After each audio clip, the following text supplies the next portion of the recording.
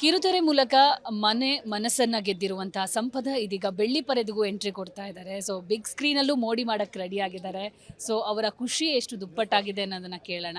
So ಕರಾವಳಿಗೆ entry ಆಗಿದ್ದೀರಾ, ಕರಾವಳಿ ಫೀಲ್ ಹೆಂಗಿದೆ?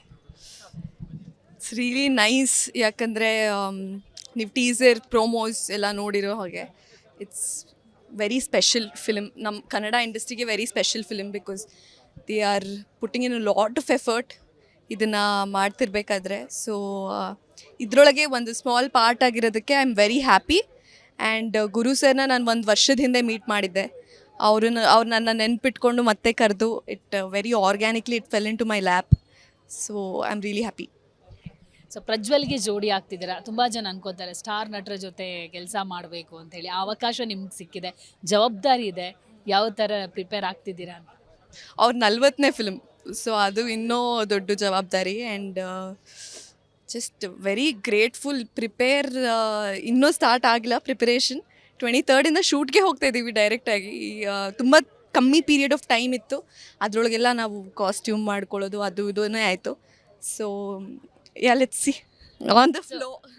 ಈ ಅವಕಾಶ ಹೆಂಗೆ ಬಂತು ಸಂಪದಗೆ? ಯಾಕಂದರೆ ಕರಾವಳಿ ಹೀರೋಯಿನ್ ಲಿಸ್ಟ್ ತುಂಬ ದೊಡ್ಡದಿತ್ತು, ಬಟ್ ಸಂಪದಗೆ ಒಲ್ದಿರೋದು ಹೆಂಗೆ ಅಂತ? ಹೌದು, ತುಂಬ ನೀವು ಹೇಳ್ದಂಗೆ ತುಂಬ ದೊಡ್ಡ ಲಿಸ್ಟ್ ಇತ್ತು, ನಂಗೆ ಗೊತ್ತು.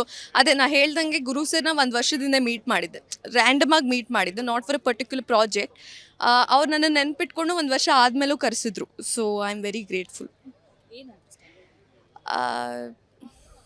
ಸೊ ಮೀಟ್ ಮಾಡಿದ್ವಿ, ಸ್ಟೋರಿ ಹೇಳಿದ್ರು.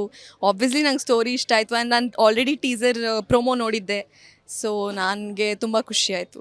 ಸಾಮಾನ್ಯವಾಗಿ ಸಿನಿಮಾಗಳಲ್ಲಿ ಮರ ಸುತ್ತೋ ಕ್ಯಾರೆಕ್ಟರ್ಗಳು ಇರುತ್ತೆ ಹೀರೋಯಿನ್ಗೆ, ಬಟ್ ಸಂಪದಗೆ ಕರಾವಳಿ ಕಥೆಯಲ್ಲಿ ಯಾವ ಥರ ಪಾತ್ರ ಎಕ್ಸ್ಪೆಕ್ಟ್ ಮಾಡಬಹುದು? ಸೊ ಇವಾಗ ನೀವು ನೋಡ್ದಂಗೆ this is animal versus human ಅಲ್ವಾ.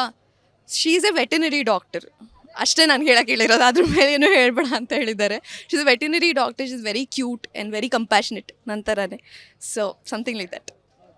ಸೊ ಕಾಸ್ಟ್ಯೂಮ್ ಕೂಡ ತುಂಬ ಡಿಫ್ರೆಂಟ್ ಆಗಿರುತ್ತೆ ಅನ್ನೋದನ್ನು ಕೇಳಲ್ಪಟ್ಟೆ ಸಿನಿಮಾದಲ್ಲಿ.